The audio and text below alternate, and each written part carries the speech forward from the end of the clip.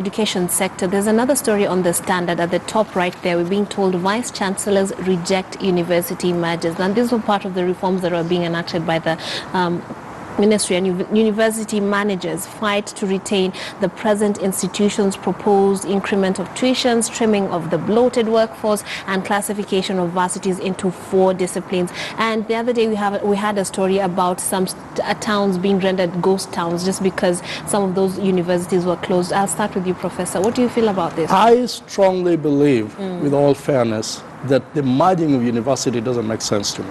If we are going county-based, we're looking at every university in every county, I strongly believe that universities can be independent but be managed properly well.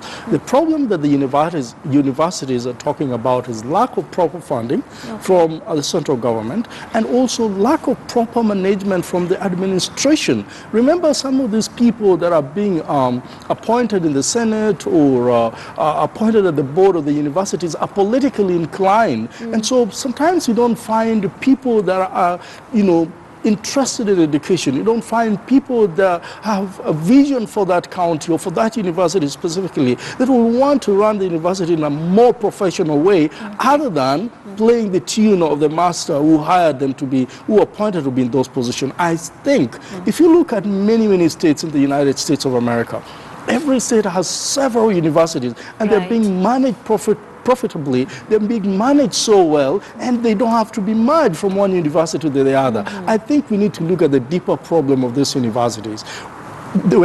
When capitation is given to them from the central government, is it being used properly? Those are some of the fundamental questions. When the universities, the parents pay tuition to these universities, is it being used properly? When they are taking tons of loans, like Kenyatta University, for example, that has tons, millions and millions of loans. I mean, who agreed that this money should be borrowed? And how long will it be paid? And where do they have those resources that will repay the loan? So those are those fundamental questions that need to be looked into. Otherwise, we're just playing another ping pong game. It becomes so huge. And again, you realize, one deputy chancellor will not be able to manage this university. So a few years down the line, we'll start discussing about, let's break them down again. They're so huge, we can't manage them. Okay, so... And remember, the population is growing at the same time. Yeah, and there are many young people who need this sort of education at their localities. Honorable Shule. Yeah, I think the decision as to whether to merge universities or not merge universities, first of all, must be informed not from the top level. It should not be an order from Magoha. It should be looking at what are the challenges facing each of those units. Because when you say merge universities, that's micromanaging at the universities at a small level. The question, if you have the right managers in the universities, then they will say, is my university viable? Has my university got the right standards in their teaching? Are they producing people who are capable of contributing to industry? And is so that if you find that, for example, if it is a technical college, university, the engineering unit. So if you have very expensive equipment that is available for the students to use, then you don't want to have very few students, because then that equipment will not be used optimally. If you have so many lecturers that they are not being utilized full-time because you have less students, then what you need to do is merge so that you can optimize the resources, both human and both infrastructural equipment. So that decision has to be on a case-by-case basis. Yes, there are some universities that are so small that are not viable, and there are others that are so large that they are not viable. So we would like each to take stock, because the fact that our universities are failing is not because they are not merged. It's because we probably don't have the right managers running our universities. I think it's been proved. And so we've seen it, that sometimes being a professor doesn't necessarily make you a good manager. You may be very good in research, very good in teaching, very good in passing knowledge to the students, but you don't necessarily be able to run the universities, because sometimes the university is managing the building, it's managing the breakdowns, it's managing the food, it's cleaners and so on. So we need to look at the management at unit level, and I think with a good manager, they themselves can make that decision together with, of course, who else they are consulting with. So you do agree that the reforms are needed? Yes, the reforms are so badly needed. Yes, and you see, if you look at it, what drove the reform, I mean the expansion of universities, it was money driven. Yeah.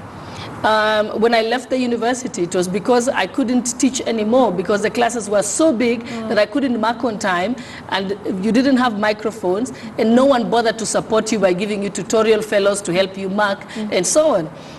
So the universities expanded, but all the universities wanted to do is they made more money, but they didn't invest back. And then when they realized, oh, we can tap more students in Kisumu. So my Nairobi University decides to set up a law school in Kisumu. Yeah. And then when it turned in Kisumu, they probably had like 3 or 4 lecturers teaching all the subjects. Yeah. So you lose the faculty, yet the university is the faculty. If you look at what makes Harvard, Harvard, what makes London School of Business, London School of Business, it is the faculty, the lecturers that teach there. Right. So people go there because of that teaching fraternity that they have. Yes. And so you cannot replicate it by moving it elsewhere, unless you tell me that you already have a sufficient pool of professors that have been trained, let's say, from the parent institution, and now are able to go and roll out in another part. It's not just following the money and following where the customers are. So it became that. Universities lost direction in what university is supposed to be. When you have a university, when you have thousands of students on top of the building in the middle of the CBD, university was also a culture. Yeah. It was having sports. It's the students working together. It was a community. Identity. Impact identity. Yeah. So what happens when the students walk into class and split into various parts of the city and go into their different places where they live, they lose that. So we should be looking at it and say, we want to claim back our universities where the university is a community, where a whole town was a community. And I saw that when what President Moi tried to do with Moi University, when he set it up in Keses, on 3,000 acres in the countryside. So what was going to happen is a new town would have developed, which serves just the students and the staff members of the university. We could have grown, and our children who go to that university would have grown in an environment where they're allowed to mold them as people ready to go into society. But right now, they may get the classes, the lectures, but they lose out on growing the person. Yes, as an academic. You are shaking your head, Senator Kangata. Don't you agree? No, for me, I think this is a fairly simple issue. Really? What Magoha should do is to come up with an objective criteria, which then would compel the vice-chancellors to adhere to that criteria. In fact, it is time we introduce what is called a ranking here in Kenya. That is, you ask yourself, which university has this and this ratio of lecturers to students? Okay. Number one, what about publication? But most of them are usually shuttling in between. No, it's wrong. You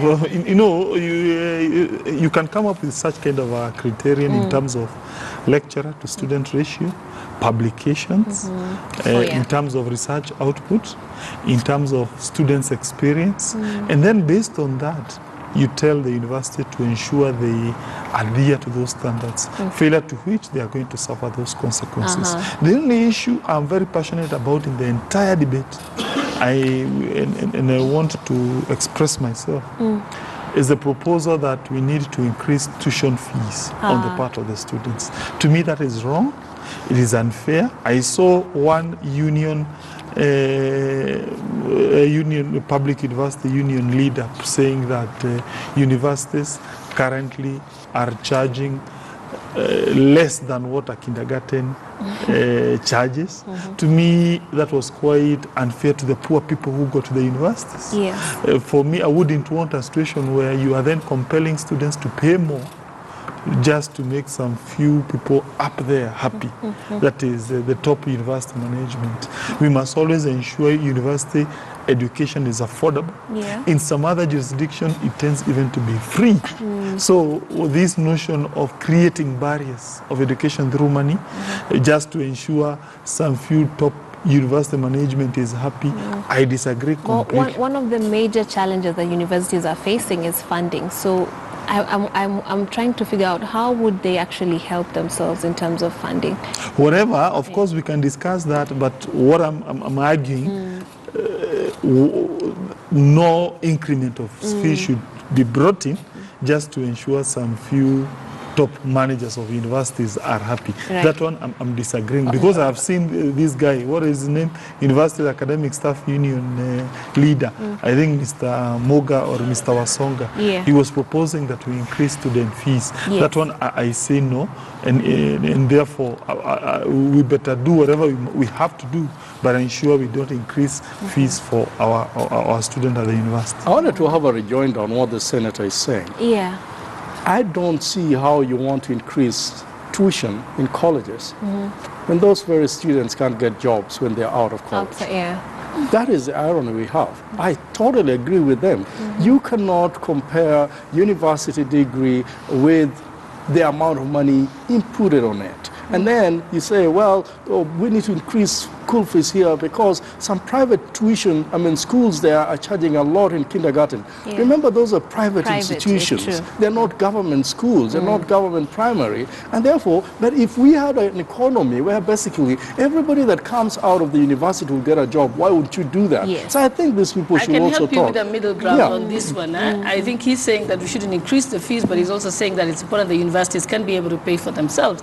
But it's very easy to find a solution like that, and we've seen it in other countries, and even Kenya has attempted to do that through the Higher Education Loans Board. Right. So we can still increase the fees so that the universities can pay for themselves, but also guarantee that those students who are unable to pay are able to get a consumerate amount of the Higher Education Loans Board facility to be able to pay the fees, so that everybody will still be able to pay school fees, but also ensure that our economy grows so that we can be able to employ them jobs, after they leave university, So and that they therefore they pay. can be able to pay the school fees. So it has to be a very clear, multi-pronged plan by the government. Yeah. I think I like what Honorable Sola is saying. Yeah. Consumerate amount of money to be paid to the poor families. We have people who are dropping out of college today because the system is so poor that even those poor people are not able to get tuition to go to university. Right. So really, unless,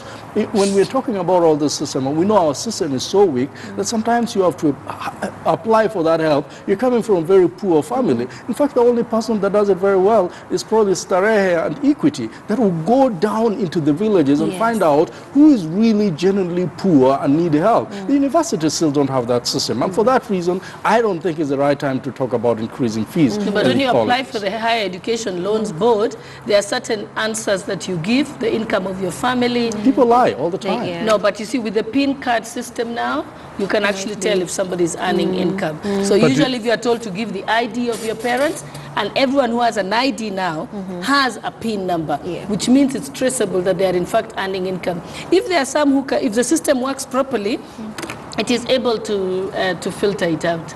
So usually that, should be the basis for it. But then again, I also feel some courses need to be taken over the university. Yeah. This idea of a graduate who is not getting employment to me is scandalous.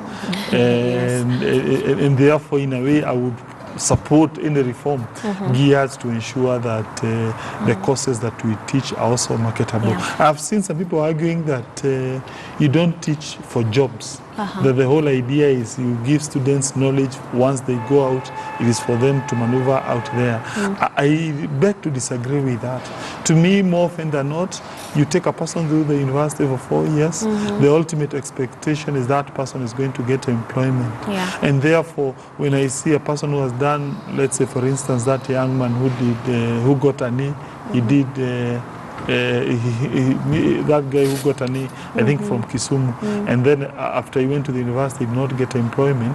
To me, that shows that unit. Something wrong. Yeah. There's something. To me is quite problematic, and therefore if that unit cannot guarantee A students jobs, probably it ought to be scrapped or something, yeah. or some reforms need to be undertaken. Yeah, the So courses, yeah. I belong to the school of thought that university education should still remain conjoined with the whole endeavor of providing jobs to to the people who pass it. Yeah. And finally, I think also higher education loans boards ought to publish to us which graduates tend to repay loans more. That way, you give information to students when they are choosing which course tends to be more marketable. Yes. Because I would imagine, let's say, for instance, those people who do medicine, more often than not, they have higher chances of Employment. of getting a job and therefore repaying. That way, you would give more incentives for people, let's say, for instance, to opt for medicine as opposed to another unit where all factors being constant,